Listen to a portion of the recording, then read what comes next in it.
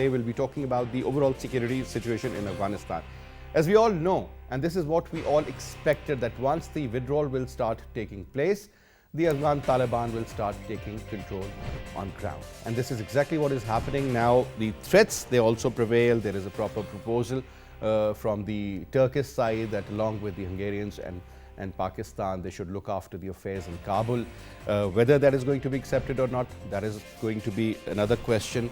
What sort of Afghanistan do we intend to see, which we will see, and what sort of a course we need to adopt? Because at the end of the day, Pakistan should not be blamed for any wrongdoings of the Western world in Afghanistan, and this is exactly what the Foreign Minister has also said. Now, talking about the top main issues that we will be discussing in our program, let me read those out. When we talk about the statement of the Foreign Minister, Shah Mahmood Qureshi Sahab, he says that it is a shared responsibility and nobody is going to buy it anymore, that if things go wrong, then Pakistan is responsible. We will not take responsibility. We have been accused enough. Further adds that Afghanistan needs leadership that can negotiate a successful outcome and can transit this country into peace and is not worried about the perpetuation and hanging on to the power. Shah Mahmood Qureshi further added that it is the elected representative of Pakistan. I do not want to see Talibanization of Pakistan. How can I be more clear than that? We have no favorites. There is a general buzz that we are advocates of the Taliban. I'm not, and I don't represent them. I represent Pakistan. Taliban are Afghans. Our troops are coming home, but we agreed that our diplomatic, economic and humanitarian commitment to the Afghan people and our support for the Afghan National Defense and Security Forces will endure, stated by the President of the United States of America, Mr. Joe Biden. And he further says that amid sharp rise in fighting, Afghan forces have retaken 2 districts of the northern region and at least during the last 5 days. However, other districts continue to fall to the Taliban. Centers of at least 30 districts have fallen to the Taliban in less than 2 months. Then General Kenneth F. McKenzie, head of the US Central Command, says that one thing I probably need to emphasize is we will still do everything we can to keep pressure on Daesh and Al-Qaeda from our over-the-horizon locations. America is preparing to leave Afghanistan soon, and from the moment they leave, the only reliable country to maintain the process over there is obviously Turkey. This was stated by the Turkish President Tayyip Erdogan. Now, to talk about this, let me quickly introduce you to our panelists. We have with us in our studio on my right is Ambassador Asif Durrani Saab, needs no introduction, is a senior diplomat. Durrani Saab, what a pleasure to have you in the show, sir. Thank you so much for your time. And we also have with us Air Vice Marshal retired Faisal Amir Saab, senior analyst, former Vice Chancellor of Air University Islamabad. Thank you so much, sir, for your time as well. And our third guest is Lieutenant General retired Amjad Shoaib Saab, senior defense analyst, and General Saab is joining us on Skype. General Saab, thank you so much for your time, and it's a pleasure to have you in the show. Thank you, Raj. All right. Now, Durrani Saab, if I may put a very straight question now. So, a couple of statements coming in from the Turkish President. Mr. Joe Biden is also concerned.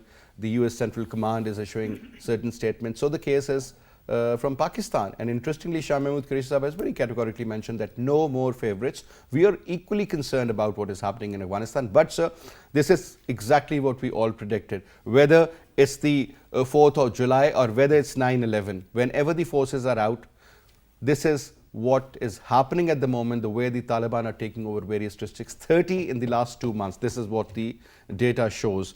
This is going to continue. Is this a very worrisome situation, sir, or you think this is what was supposed to happen and we have to negotiate accordingly, sir? I think it's both. Worrisome from the point of view that if there is no rapprochement between the Taliban and the Ashraf Ghani side, so then there is going to be chaos and may lead to civil war. But at the same time, it was also on expected lines because the manner these talks were moving, both sides were having strong positions and in fact non-compromising positions. So the result is that it would lead to a military solution rather than a diplomatic solution or a political solution, which is why exactly what is happening at the moment. And that's why when you have referred to the 30 districts falling to the Taliban. But at the same time, you will see that what Americans are telling to the world that I think they have accepted Taliban as a reality. They have accepted Taliban as a fait accompli, and they think that I think it's the Taliban who can bring in order. I'm not saying about the peace part, because there are reports and there are apprehensions that different Afghan factions, they are well armed, they are preparing for themselves for the eventuality, and there's a possibility that they will take up arms. In that case, then it would be, I think, a very grave situation. And more importantly, it is the Afghan National Defense Forces on whom they'll be pinning hopes.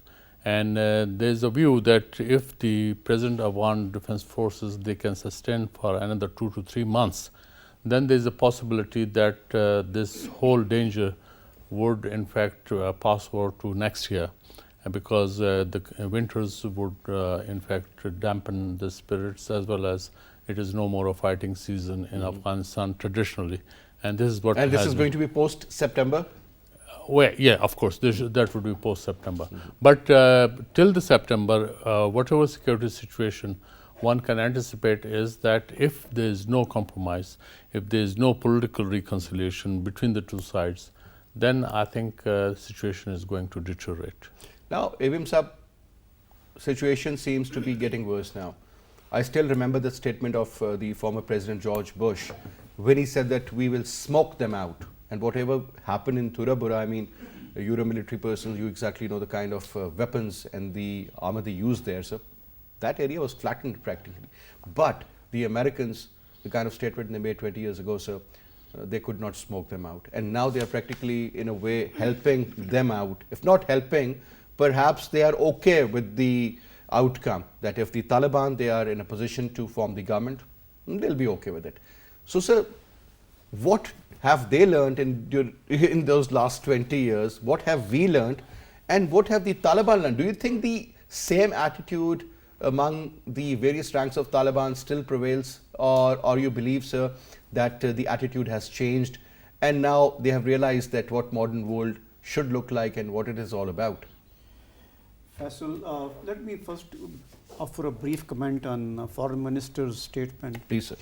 I think there was a certain element of frustration, desperation and fear in his words and in his statement. Frustration obviously over the backdoor talks between the various stakeholders that have not materialized into a way forward for the Afghan Taliban and Afghan government talks to proceed further. So frustration was there. The desperation is, let me cover the first fear. The fear is over the likely bloodshed that's going to happen when the American troops leave by early July or mid-July. Now let me repeat. The Americans are planning to leave by mid-July and not wait for the 11th of September. And the entire foreign troops, including the NATO and other allies, are planning to leave by 15th of July so that they evacuate in a peaceful manner and they do not have to lose any more lives to conflict in Afghanistan. Now that advancement or advancing the dates from 11th September to mid-July has created certain desperation, certain chaos, I would say, in Kabul, which is evident from the statement of Foreign Minister of Pakistan that President Ashraf Ghani and his core team are going to visit US, Washington. Now that is a desperation that you see why they have to visit now. What are the purpose of that visit to Washington? It is not only to lay blame on Pakistan that they have been doing all along. So there are certain security assurances that Ashraf Ghani needs to seek from the US government. Now, what are the important things that come in front?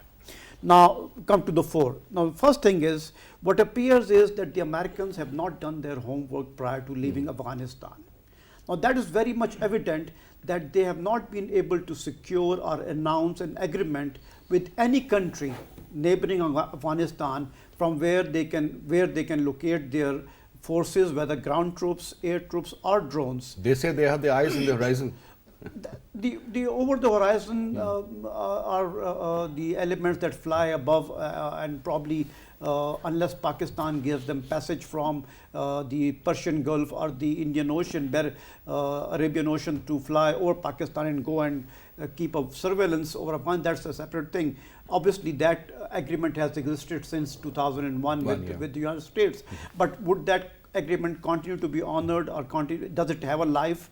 That is a question that probably a lot of people believe that that's an open-ended one, sir, and it has to be reviewed after every 10 years. Let me come to the important things. So the first thing is the Americans have not been able to secure an agreement to keep their forces. It means that they will not be able to support the Afghan national forces from the air.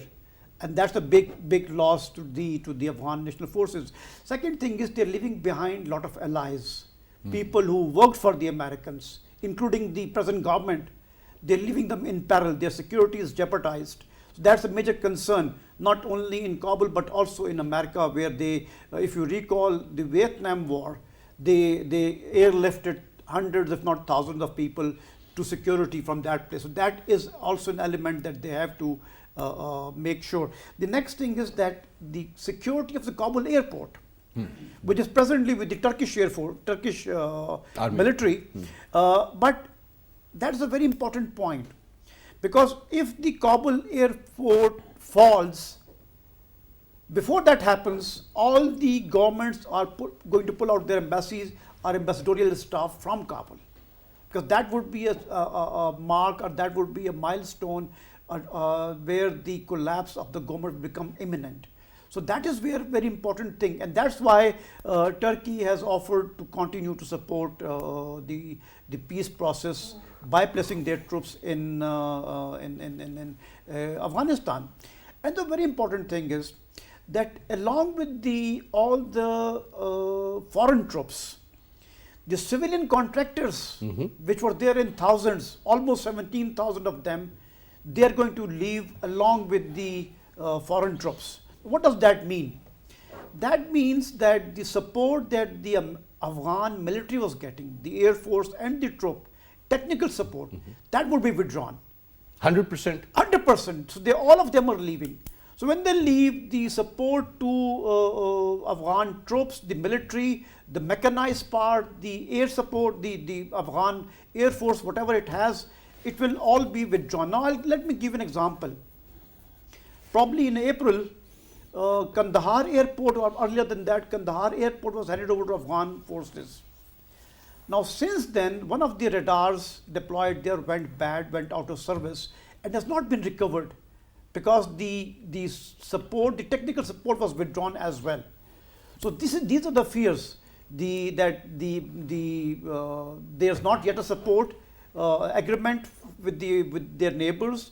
They have not been able to assure the Afghan troops of the air support, the Kabul airport security. So the Afghan forces cannot provide any sort of security. They're not in a position to. Sir, if you remember, one of our delegation, senior delegation of the parliament, they were going to Afghanistan and they were not allowed to land, just because the Afghan government could not look after the security of these people. So that's you can well imagine the magnitude of the issue now. There was some saying that the security of Kabul airport, which is both a military and a civil airport, is so important that Turkey has placed its troops well in advance to assure the other countries that it will continue to support them. But they can only keep those troops as long as the government of Afghanistan wants them to. As long as they have the goodwill of the Talibans. Otherwise, no. Afghan government will always want them there. But it is the tacit approval of the Taliban that they would continue to keep. Otherwise, Turkish army might find itself confronting the Taliban in that place. Which they would never like to do. Which they never like to do. Now, when we talk about the Turkish presence in Kabul or other parts of Afghanistan, that also means the support of Pakistan. Because the kind of relationship Pakistan has with Turkey, absolutely, Turkey would be looking towards Pakistan to support its presence in Afghanistan. So that would complicate situations unless Taliban give approval of the Turkish So it won't presence. matter whether it's the Muslim forces placed or the non-Muslims.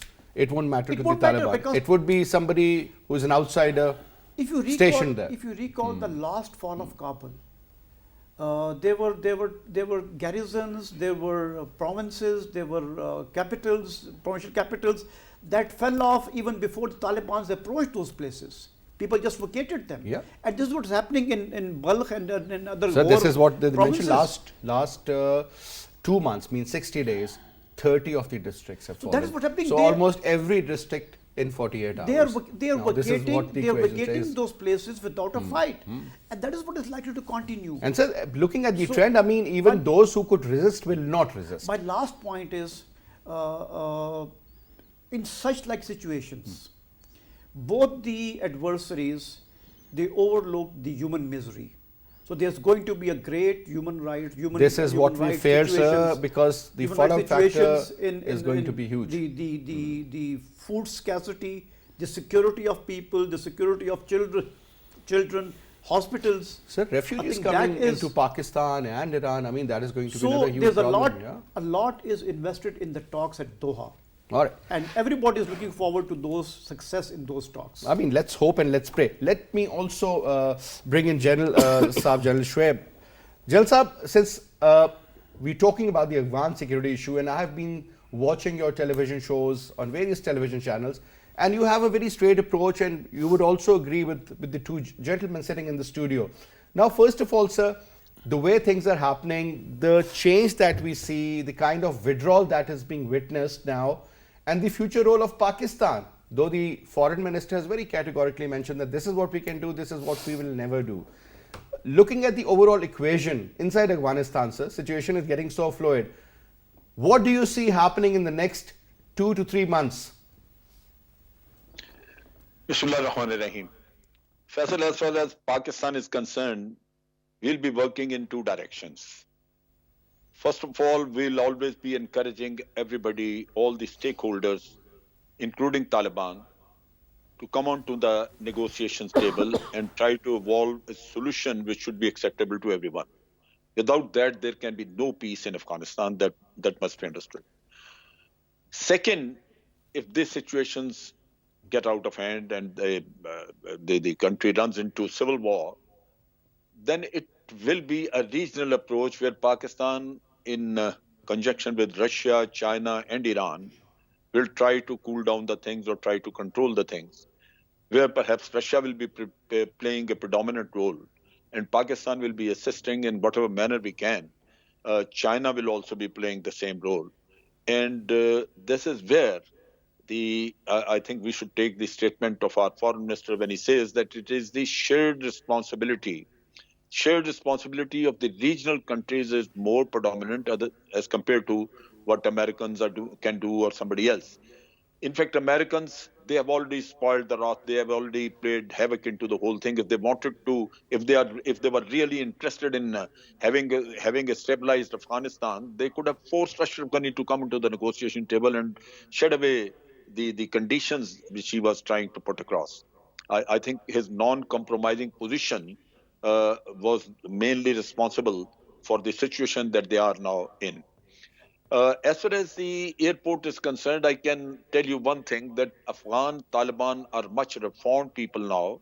I've been talking to them, to Suhail Shaheen and others. They appear to be quite civilized. They are now quite aware of the international norms. They understand that they cannot survive at their own, so they have to maintain diplomatic relationship with various countries. And I don't think they are going to create any problem for the diplomats who are there. If they want to use the airport, if they want to go, they will keep on going. They may come back and do whatever they want to, because Afghan Taliban, even if they captured Kabul, they will never like to be isolated. But they would definitely like to control the airport for one reason.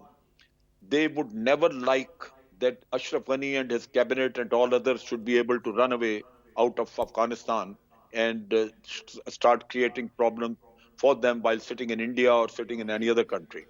So that is something that I think the strategy is that these people who are there ruling the country now, and they have adopted very strong positions, and they are not trying to compromise, and they're not trying to cooperate as far as the international community's desire of holding the negotiations is concerned. Their cooperation is not there, so they are going to be punished, and their punishment is going to be the trials, and that perhaps is the intention. The Taliban think that they should be able to should kill, or let's say the possibility of any opposition which they can see from any of the people who are now sitting in the government. They would like to get hold of them, and they will not allow them to leave the country. So that is the only thing where we see the airport is very important. Otherwise, the diplomatic people, they can go and they can come back. For them, there'll be no problem. As far as the those people, those Afghans are concerned, as Air Marshal was saying, that they also are living in fear. Yes, they are living in fear. But then Taliban, they know this thing, and they have been telling the interpreters and others that they will not be harmed. They should stay back, and they should repent, and they should they should admit that they had done a wrong thing. At the same time, Afghan forces are reported to be surrendering at various places, and Taliban have been treating them very well. They are spreading this whole information that anybody who surrenders will be treated with respect. They have given them civilian clothes, they have recorded their statements, and they have given them money also, and they have told them that you can go back to your home, but in case you rejoin the army, then you will be killed. So they are taking various measures where, from the psychological point of view, they have an upper hand on the Afghan army, and they are encouraging them to surrender so that there's no fight. So I personally have a feeling that ultimately Afghan Taliban may succeed, but civil war will be there only because these people who cannot run out of the country, they won't like to surrender to Taliban straight away. They will have their own people, and they'll be reverse fighting. At the same time, Americans are trying to establish a parallel intelligence setup there. And if you recall, we had that Amir Shah Mahmood, who was the strong man in Panjshir Valley, and he was the one who defied, and ultimately Taliban couldn't capture Panjshir Valley till the end. Amir Shah Massoud's son has been appointed as the chief of the new intelligence setup which the Americans are creating. Now that man is going to get the information on Taliban, and Americans are going to use their air, or the Afghan forces are going to be assisted by them by creating a parallel network of intelligence of the Afghans. Over the horizon, yes, they are going to use the aircraft carrier in Arabian Sea, but at the same time, they have requested Qatar to provide them the space for training the Afghan army, so that the Afghan army again can put up some kind of show. So all these things are there, but then the situation is a bit vague. Taliban, on the face of it, are getting success. They appear to be getting various victories and getting hold of various districts. That seems to be there. But I think Kabul will be defended like a fortress. And ultimately, it will not be that easy for the Taliban to capture Kabul. Kabul, when I say Kabul, it is just not the city alone, but there'll be certain perimeters fixed for this place, and ultimately you'll see all the forces getting back to Kabul, and that will be denied. There'll be a lot of butchery, there'll be a lot of killing, but that can't be avoided because the Afghans, they are totally uncompromising. They don't listen to you, they don't listen to anybody else, and I don't think we have any position or any appetite to really interfere in their affairs. Ultimately, they have to decide their things themselves, and that is the only way they can ensure peace in their country. If they are non-compromising, if they're not very sincere to their own people and to their own country, they should not blame Pakistan for the misery that they are going to suffer. So that should be unfortunately, the problem is that we are always blamed. Now, coming to you, Ambassador Saab, couple of important points. Number one, since you have served in various embassies, you know exactly the number of staff that is required. So talking about the US Embassy in Kabul, that is one of the biggest in the world. Number of staff still unknown, but in thousands. And they are not only the people who are the line support staff and all. These are the people from the intelligence. They are the contractors, perhaps men in civilian clothes, but they belong to various military units. Now the point is, sir, will that be acceptable to the Taliban? Number one, all those who are inside the the perimeters of that building are considered to be safe and they should not be touched. But that is going to be one problem. Secondly, sir, the kind of role, whether given to Turkey or given to Pakistan or perhaps any other army, do you think that is going to be acceptable to the Taliban, despite the fact that we have got decent relationship with them, and Pakistan and Turkey are like this, when it comes to Afghanistan, they have got their own concerns. But sir, the most important problem, which most likely the NATO would not approve, or perhaps the Russians might have some sort of an issue, is about the plan, the regional plan of the Turkish Empire, sir, because they are always looked upon as somebody who has some sort of an expansion. I'm not saying in terms of obtaining the land, but what exactly I'm saying here, sir. First, I think this talk about Turkish role, especially with regard to the airport, I have my doubts, because I don't know in what context did President Erdogan talk about this whole issue, because whatever reason you will offer for any troops to stay on after the withdrawal of the American troops will have to be done through some agreement, and some agreement with the stakeholders. Primarily, since the UN recognizes the Ashraf Ghani government, so it has to be with the agreement of the Ashraf Ghani government. Like in 2014, the ISAF's mandate ended, and thereby then United States and NATO forces, they entered into a bilateral security agreement under which American and NATO forces, they cannot be tried in the Afghan courts. So that was the reason that in 2014 the new agreement was signed. So it is no more a UN mandate under which the American forces or the NATO forces are there. They are there under the bilateral agreement. And when you look at it, that the Americans, they signed an agreement with the Taliban, it shows that they accepted the locus of the Taliban as a formidable force, as a formidable party, and maybe perhaps a government in the waiting. So in that case, I think an agreement between the Taliban and any other force which wants to stay after the withdrawal of the American troops, then that has to come by. So that is very important in that order. But at the same time, when you are discussing, the first part of your question was primarily about the role of the Turkish, the Pakistanis. Will that be acceptable? Now, these roles, these roles, you cannot assume these roles. These are to be determined under the international law. Provided the other party agrees to it. Of course. So this has to be done, because you are talking about Afghanistan. And when you are talking about a future of Afghanistan, so that has to be decided by the people of Afghanistan, or those who are representing Afghanistan, or for that matter who have been resisting in Afghanistan. So we have to be careful while we are talking about whether it's Ashraf Ghani government or the Taliban dispensation, that how we can offer our views, what is going to happen and all that. But when it is the role, I think it is basically the Afghans who have to actually thrash out whatever the defenses they have. So there is another reality, Ambassador Saab, and that is that if free, fair and transparent elections are properly held, people believe that Taliban do not have such a vote bank, sir. So if there is a party that is taking over Afghanistan on the basis of their, street power, let me call that, or the kind of weapons they have, or the kind of approach they have, or the history is with them as well, sir. Now, that kind of a government, do you think is going to last? Especially, you're not talking about the typical rural areas of landlords, who are connected with the Taliban for security purposes, for trade or otherwise.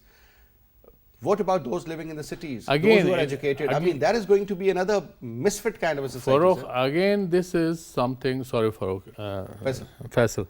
Again, there's a confusion. Those who ask this question, and it is not you, it has been frequently asked that the elected government. Let's see how the elected governments have been brought in. In fact, those are paratrooped. Karzai never had a political role in the movement, Mujahideen movement in Afghanistan. So is the case with the current president? Of course. So that's what I'm trying to say is that they were paratrooped. And they became, all of a sudden, they became the presidents, and now they represent the will of Afghanistan. So this is a doctored, you can say, mechanism engineered by the Americans. So, I mean, they can't have the temerity to tell us that it's the democratic dispensation. Afghanistan lives in 18th century mindset, where victor and vanquished mindset, you know, that is at play all the time. And it is still prevalent right now in that country.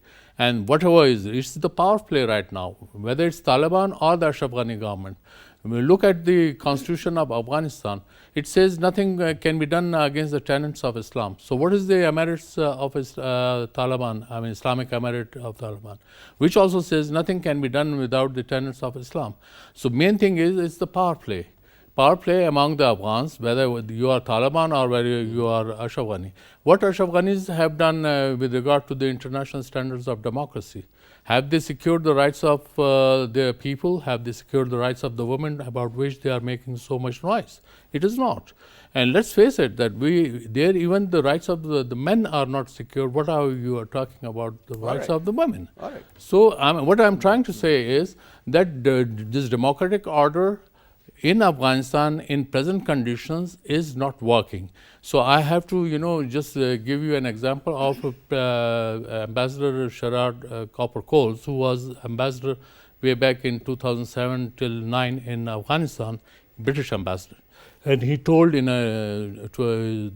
the French Charge d'Affaires, and which was leaked in a French newspaper, he said that we have to agree to an autocratic order in Afghanistan because we cannot bring in democracy into that land.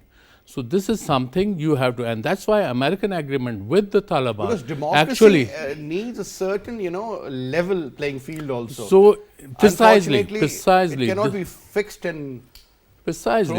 This is the point. I mean, look at the Afghan society at the moment. Forget about telling the people that there are 3 million girls going to the school or 4 million boys they are going to the school. The question is whether that would continue afterwards. Even people were being educated earlier also. What has happened to that? And then more so, if you want American forces to stay on till the time that there is a conciliatory or transitory government is in place, what the Americans were doing during the past 20 years. Exactly. If they could not bring in stability in 20 years, do you think they can bring in 2 months or 20 months? 20 years couldn't do much, these next couple of months won't matter either. Now, sir, another very important factor, and that is about whosoever forms the government in Afghanistan. At the end of the day, sir, they do not have any economy as such. People need to be paid. Their forces need to be paid. You know, they need at least $7 billion a year to support the system and to let it go. Americans, when they will withdraw, sir, do you think they'll keep on supporting them financially or otherwise, sir, whatever the requirement, or perhaps can influence or persuade other countries, for some sort of a support? For example, they ask Pakistan that to reduce the taxes so that they get food on some reasonable price or subsidized or something of that sort. Now, that kind of a situation is going to be there, sir, because who is going to finance them? Why should the American taxpayer pour in more money? They have already spent trillions there, sir. Do you think some sort of a vital role when it comes to funding the future government, whether it's from Russia or from China, and then their influence is going to be there on that particular government, sir? Do you see something of that sort happening? This could be the equation? Faisal, let me take up a part of the previous question. Please go ahead. Go ahead, take your time. The lessons learned by Taliban and the US and other people. I think one lessons that the American relearned is that the geography beat them here, like Vietnam. You see, to support a war from thousands of miles away, geographically displaced, placed forces, I think that has not been supported by the performance of the American troops here in Vietnam or even in Iraq. So geography again and again beats them, but they fail to learn these lessons. Some deserts, some mountains, and some jungles. Yes, you see, even the desert terrain of Iraq, which was so amenable to the air power, they failed to learn that air power cannot transport bulk of troops and bulk of logistics to remain there indefinitely. So again and again, geography has beaten Americans, American planners, American military thinkers. They failed here as well. The second thing that probably they learned is, or they should learn, I think, is being a most progressive democratic country, somebody needs to ask their military and civil political leaders, having spent trillion of dollars, more than $1 trillion in Afghanistan, lost thousands of lives, having killed thousands of people both in Pakistan and in Afghanistan, who's responsible for losing this war? That's the important question. There's no doubt that the US has lost this war to a ragtag army of people who didn't have a uniform. So is there going to be a kind of a inquiry or kind of a suggestion that why did they repeat these mistakes? Why do they repeat these mistakes time and again? They did that in Vietnam, they did that in Afghanistan, they did that in Iraq, they did that in Syria, Libya. You name it, sir. You name it. So democracy, what I learned from this is that democracy is not synonymous with morality. The most progressive democratic country has shown the least moral standards in occupying other lands. Morality doesn't even exist in such decisions anymore, sir. The stance that the American political leadership over the last 20 years has been taken of one of morality, supporting the children, supporting the women, bringing democracy in countries. But what have they used? They've used brutal force, bombing, the mother of all bombs. Yes. So the democracy is not synonymous with morality. They probably need to take up some other stance when they take up another fight elsewhere. Now, your question about the economy of the Afghan. Who's going to support the Afghan system? This is what we have been asking questions for the last almost about 17 years. That what has the Americans done to keep an economy or bring an economy or start an economy other than the drugs that they have in Afghanistan, where they fail miserably, not only militarily, but also to give a system to the people to live after they leave. We do not see. You see, this is how the American CIA perhaps finance themselves through that cocaine money coming in from the Latin America, and that's how they finance their operations there as well. US has promised to continue to support the Afghan government, the present Afghan government. They will continue to support them financially and diplomatically also. But if we look at the previous Taliban regime, they were not recognized by only, I think, 3 countries recognized Pakistan, them. Saudi Arabia, UAE. UAE. And at that time, they got some support from, some financial support from Saudi Arabia, which may be difficult this time. But they don't need a lot of support, financial support.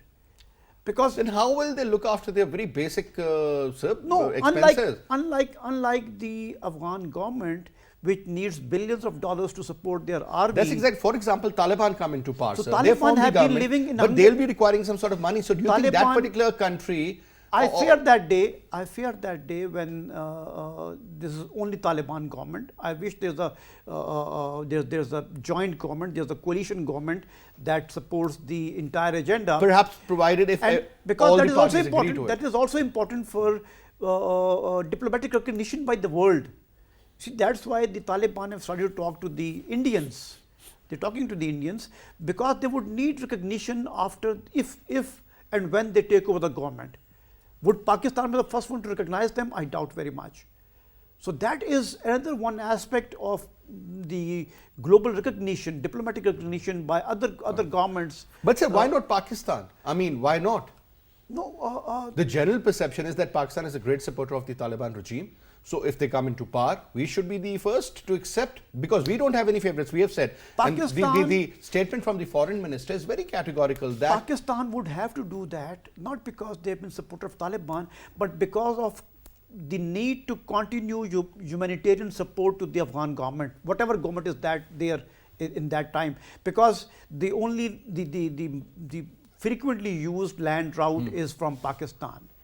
So the misery, the hunger, the starvation, the health crisis that is going to emerge, Pakistan will have to support that, whether Pakistan it is, is always, whether it I is the mean, coalition government or whether it is a single party government.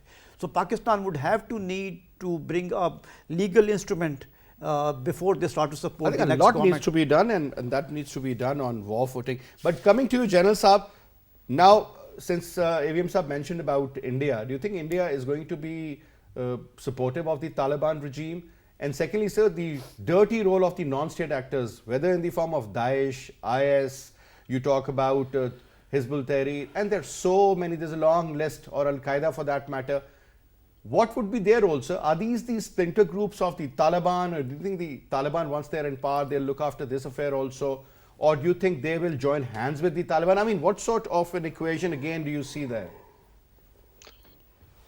Faisal, first of all, India is trying to divide the Taliban. They say that we have contacted those Taliban who are not under the influence of Iran or Pakistan. There is no such distinction as far as I'm concerned. Taliban get orders from their Amir, and they have a very disciplined sort of shura, and they are the ones who are controlling everybody. I mean, there are local commanders. Taliban have their local commanders in various areas, but ultimately they get orders from their shura or from their Amir. So naturally, India is, for the time being, trying to establish an equation with those who they think that are not under the influence of Pakistan. This activity primarily is divisive in nature, and they are trying to create a division between the Taliban or amongst the Taliban, which perhaps will not succeed. So I don't see that India is going to make much headway in this direction, where they are going to have very serious type of understanding with Taliban. Secondly, Taliban also know that the world is not going to be looking at them favorably if they try to rule this country absolutely at their own, exclusively. That will not happen. At the same time, I think the regional countries have also conveyed to them, our foreign minister was very vocal, they have said that we don't want that Taliban should be the sole rulers of that country, because that will always keep the country unstable. Where we want to have access to Central Asia, or we want Central Asia and Russia to become part of CPEC, we will definitely want that Afghanistan should be a country where there should be no non-state actor playing any mischief with our country. And Taliban have already given an assurance in that agreement that if they will be at the helm of affairs, they will not allow anyone to use their territory against any other neighbor. So I personally have a feeling that the Taliban, whatever they are doing, they will try to capture much of the area, and ultimately from a position of strength, they will again restart negotiations with various stakeholders and bring them into the government system on their own terms. And that is where perhaps, they'll be ultimately able to control Afghanistan or rule Afghanistan when all others are also part of the system. But today, they can't do that because Ashraf Ghani is there, and Ashraf Ghani has taken a very uncompromising position. If they control, or if they, let's say, come into a very strong position where they have much of the area under their control, Ashraf Ghani is going to disappear. So then they are going to invite all others, and they will be, perhaps through negotiation, they'll become part of the system. And this system will succeed only when they have very cordial relations with the international community and also with the neighboring countries. And neighboring countries will help them only if they are too sure that no one can use the Afghan territory against any other country or against the neighboring countries. So that is what the Pakistan will be looking up. I personally have a feeling that this may be a very ideal situation which may emerge or which may not emerge. But Taliban perhaps are now aware of everything. That's their exclusive government is not going to be acceptable to the rest of the international community. So that way they will never be able to get any financial assistance from any other country. They will not be able to establish cordial diplomatic relations. They now are looking at at a greater horizon where they become more acceptable to the international community and they become part of the international system. They are given representation in United Nations and they start drawing the benefit from all the rich countries of the world. So I think there is going to be a change strategy as far as the Taliban are concerned. We should look at their affairs not from the point of view of the 90s, where they were perhaps trying to rule Afghanistan single-handedly and exclusively. Now, I think the things are changing and they have a different mindset also. All right, sir. I'm sure they must have learned during the last 20 years. But anyway, Jalal Saab, thank you so much for your presence in the show, sir. It was a pleasure having you. Thank you so much, Ambassador Saab. And it's always great to see you, sir, in the show. And that's all we have for this, sir. I'll see you again, inshallah, at 8 o'clock tomorrow. Till then, you take good care of yourself. Khuda Hafiz.